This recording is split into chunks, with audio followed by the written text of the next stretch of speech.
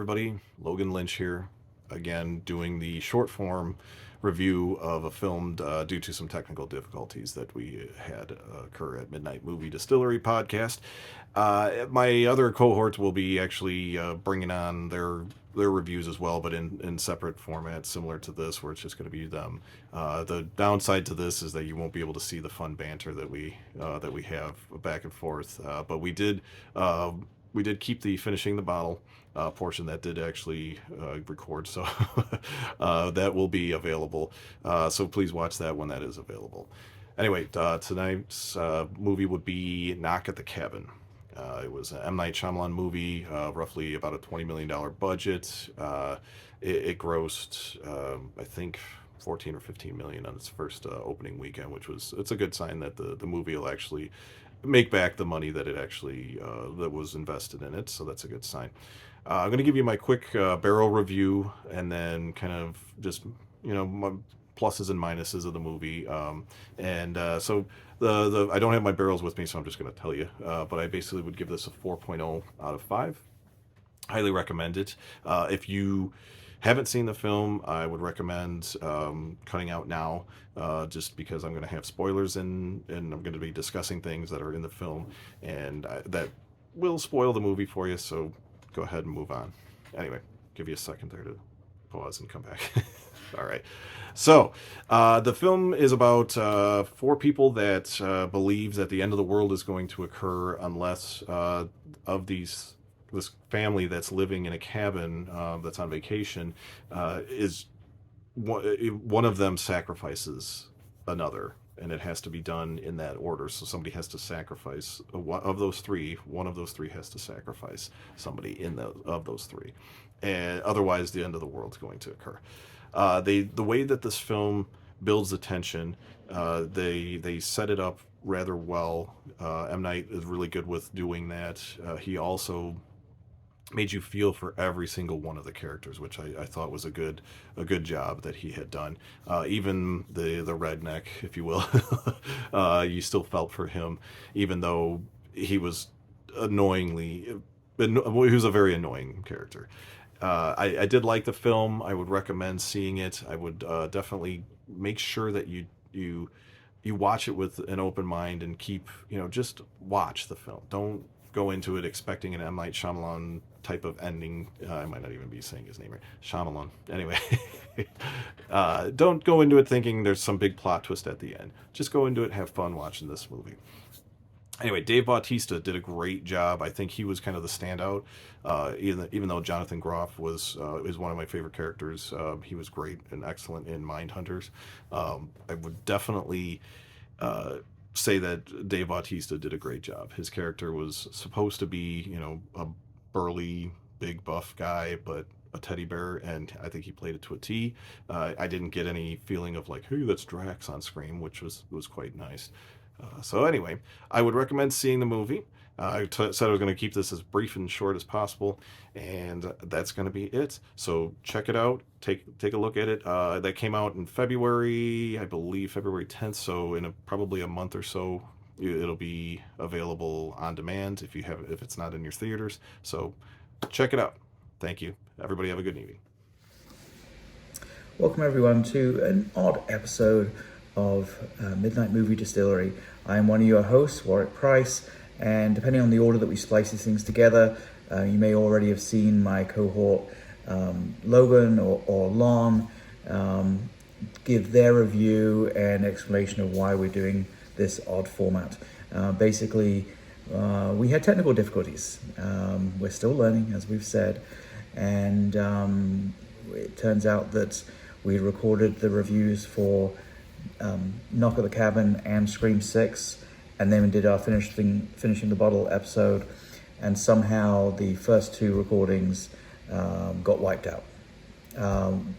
Not somehow, we think we know why, and we've fixed the problem for going forward.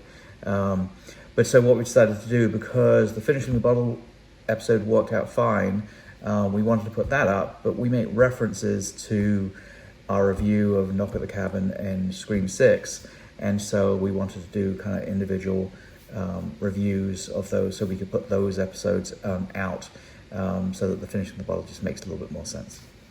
So anyway, first I'm going to do Knock at the Cabin, and then we'll probably splice all those together into one episode, and then we'll do Scream 6 as a separate episode, but probably release them on the same day. So, Knock at the Cabin. Movie by M. Night Shyamalan, and ultimately I gave it a rating of 3. Primarily, I thought it was a great movie. I thought it was a really enjoyable movie. I've definitely ridden the roller coaster of M. Night Shyamalan movies. Was obviously, like everyone, was totally in love with Sixth Sense when it first came out. Rewatched it many times to see if I can try and work out where I see the catches of like, yes, I can see that Bruce Willis's character is really dead. Spoiler in case you haven't seen it. And I love The Happening. Lady in the Lake was where it really started going bad for me. Didn't like that movie at all. And a lot of the movies afterwards have just not really just checked the boxes for me. And I like Devil. That was a pretty good one. But so, I think I say that just because it kind of gives a little bit of context to how I go into the movies of his. And I like this movie. I think, to give a little bit of a synopsis, basically there's a family of 2 husbands and an adopted child that are in a cabin in the woods. And all of a sudden they get approached by these 4 strangers.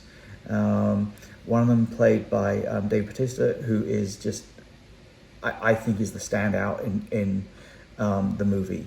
It's just that weird kind of dichotomy of it's like, he's this big bulking guy and he's like truly the sweetest guy. Like it's so nice. And the way he talks to Wen, the little girl, is just so sweet. And you get a little bit of this feeling at the very beginning where you wonder, hey, it's a little bit creepy, the fact that there's this big guy talking to this little girl and oh, you can trust me. And so there's like a little bits of thoughts of like, okay, well, hold on, where's this going?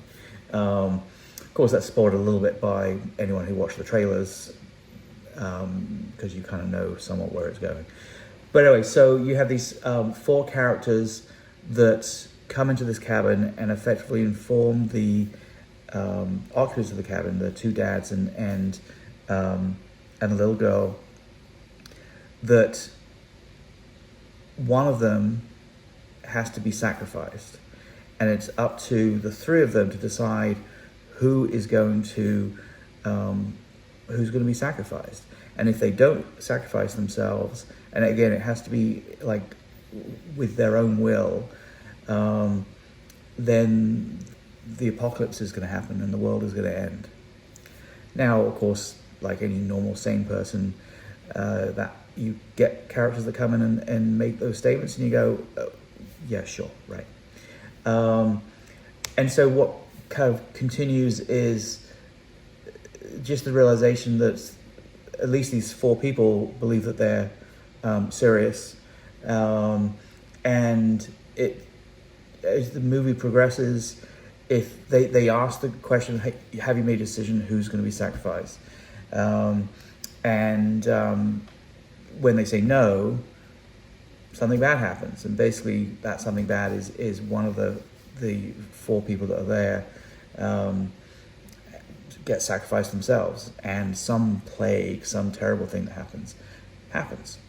And so, again, you're watching this movie and you initially think that this is coincidence, that these 4 people are freaking crazy, and it's just a coincidence that this is happening. But by the end of the movie, you start questioning even yourself of whether, which one, are they all crazy, or are these real things really happening? Anyway, I realize that this is actually starting to become a little bit more of a longer review. It's good. I enjoyed the movie. I gave it a 3 because it was, whilst there was some unusual things that happened in the movie, and I guess it was a little bit thought provoking. It was good. I often look at things as someone that very rarely goes to the movie theater, just because I hate being in a theater with people talking and all that kind of crap. I probably would have been okay spending money to see this in a movie theater. So 3 barrels out of our 5 barrel rating. Don't have my barrels with me, they're at the store. So with that, hope you enjoyed this little mini episode, and watch the finishing the bottle episode, because again, we kind of talk through what happened here, and the knocking at the cabin, as well as Scream 6 and the finishing bottle. So hope you enjoyed the episode, and see you again in a little bit. Bye.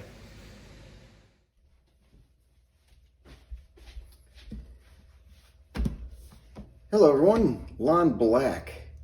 You already know why we're doing this. I'm going to be the one trailing this whole catastrophe, but life happens. Okay, so let's get started. Let's get a little bit of, we're going to go with few. Why? Because I like it, and I don't really get to put as many bourbons that I like on the list. It's always kind of trying to match something up, and horror movies are hard to match good whiskey up with. So this is in Evanston, Illinois, made by Few. It is a Illinois straight bourbon. So we're going to try that one and get to our review on Knock on the Cabin. Oh, outstanding. If anybody has a chance to pick up a bottle of Few, always do it.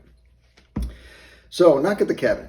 So we already know the synopsis. We already know why we're doing this format. We already know what Logan and Warwick think of this movie. I give it a 4. And I'm just going to start with that because, well, I don't recall what everybody else gave it. And in the reviews, I'm hoping they didn't change it.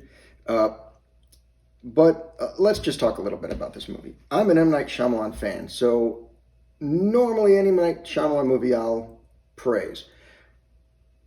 There's some that I like less than others, but still I think he's a fantastic director, story writer, storyteller.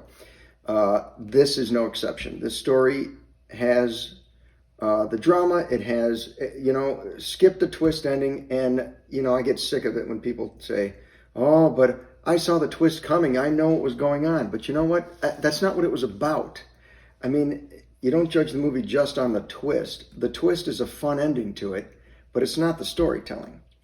I think M. Night Shyamalan does a great job at storytelling in absolutely everything he's done, critically acclaimed or not. I think this one is going to be more critically acclaimed. I don't know exactly what it got. I think on IMDb we're looking at maybe 65%, something like that. I don't know the Rotten Tomatoes score, but I can tell you it's a solid 4. It's got this whole show is, the whole movie is about, the whole story is about a dilemma. And you know what the dilemma is. You're faced by essentially the 4 horsemen of the apocalypse to make a decision: save a loved one or save the world. And that's a question that you can ask yourself, and you think you may know the answer, but discuss it with a friend or two of yours and see exactly where this goes. You may say that you saved a loved one, but then if you end the world, there's no loved one left to save. And then again, if you save the world, then you've essentially killed the person you love.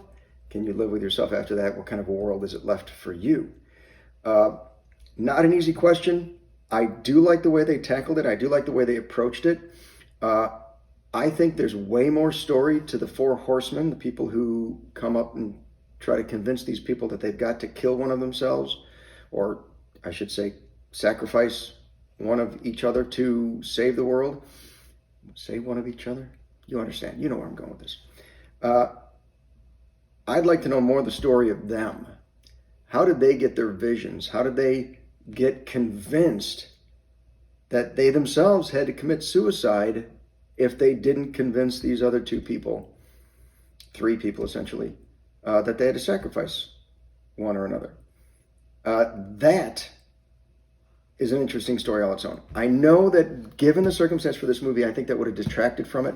I think if you knew totally their story, it would be less intriguing, because they try to put you in the shoes of the couple with Wen, the child, and see how it is from their eyes.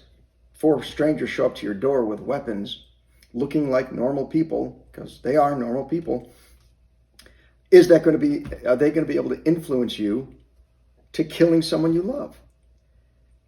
Easy answer, no. In fact, that was the first three answers before even one of them started to think the other way. I guess after the first two, then one started to become more convinced. But the point is, that's why we don't know the story back of the horsemen. We only know the story of the people who have been, or who are living in the cabin. This is a shock to them. They don't know why these people are convinced either. So why should we know? I get that. And that made it very intriguing for me. But I would like to know the story behind it. I'm not saying there should be a sequel to this. I'm not saying there needs to be more explanation in another movie. I think this is a great standalone movie. It does not need a sequel, does not need anything else. I think it's just a damn fine movie. But again, by this time you've already watched it. You're just listening to us talk about it to see what we thought about it. Now you know. But more importantly, go get yourself some Few. You'll be happy. You'll thank me. Put down in the comments that you thank me too. Thanks again to everyone for watching. We're working through all these new formats and trying new things and working to get as much good content out to you as possible. Let me know if you like this. Put it down in the comments, please. Let me know if this was a format that you thought was boring, or you just like seeing us fight, the three of us, or argue or debate, or just drink scotch and be silly. We really want to know. Thanks for watching. Please like, please subscribe, help us out. We can bring more content more easily. We are kind of breaking our backs, even though we do no editing. It's really no editing, just means we don't cut anything out. We just want to give you everything, even the mistakes, the stutters, the errors, the foul language, everything else that comes with it. So hopefully we'll see you on the next podcast. We're going to do another movie review, and then you can watch the Finishing the Bottle, which we know that's everybody's favorite. So cheers.